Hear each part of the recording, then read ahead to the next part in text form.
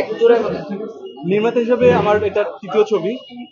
সেই হিসাবে দর্শকের যে মানে রেসপন্স পাচ্ছি খুব ভালো, কারণ দর্শক আসলে গল্পের ছবি দেখতে পছন্দ করে।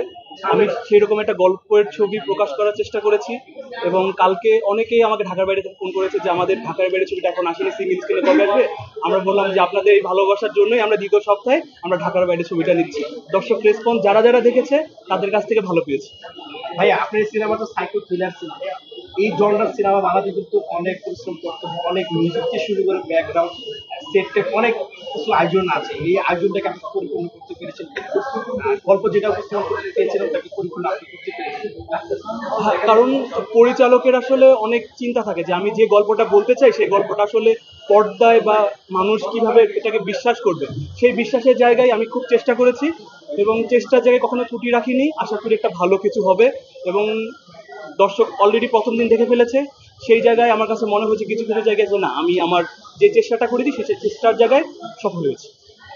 আমরা যদি একই প্রশ্ন আপনার কাছে যদি করা হয়, সাইকো থ্রিলার যে সিনেমাটা আপনি করেছেন, কেমন ভাবে যখন স্ক্রিপ্টটা আসলো কেমন লেগেছে, কাজটা পরিপূর্ণ করার পরে মনে হয়েছে এখানে ঘাটতি আছে না পরিপূর্ণ দিতে পেরেছে? না, প্রথমত যদি সত্যি কথা বলতে চাই, হ্যাঁ আমার পাশে আমার ডিরেক্টর আছে। যদি সত্যি কথা বলতে চাই, এই কাজটা আমি শুরু করেছিলাম ওয়েব ফিল্ম হিসেবে। সো ওয়েব ফিল্ম হিসেবেই করছিলাম, বাট হঠাৎ করে মনে হলো, আমাদের টিমের মনে হলো এটা সিনেমা। অনেক অনেক সিনেমা আসলে হয়ে যায় ওয়েব ফিল্মের মতন, বাট ওয়েব ফিল্ম করতে গিয়ে আমরা সিনেমা বানিয়ে যাই। তো সিনেমাটা হচ্ছে লার্জার দেন লাইফ, সিনেমা হচ্ছে একটা বিগ বিগ ক্যানভাস। তো যেহেতু ওয়েব ফিল্মটা সিনেমার মতন হয়ে গেছে, তো এখানে আসলে নিশ্চয়ই কোনো কিছু আছে দেখেই সিনেমার মতন হয়ে গেছে। তো ভালো লেগেছে, গল্পটা অসাধারণ, এবং যারা যারা কাস্টিং এ ছিল, শ্যামল ভাইয়া, মিলি বাসার ম্যাম, আরো অনেকেই ছিল। তো সব মিলিয়ে একটা, আমার কাছে মনে হয় একটা ফুল যে সাইকো থ্রিলার মুভি বলা হয়, সে পুরো একদম সাইকো থ্রিলার মুভি একটা বলা চলে আগন্তুক।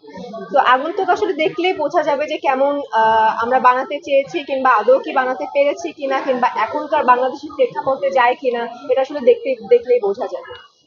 বাট আমি এখন পর্যন্ত, টু বি ভেরি অনেস্ট, এখন পর্যন্ত যেহেতু রাফি ভাই আমার পাশে ছিল, তার কথাই বলতে তো কোনো অসুবিধা নেই।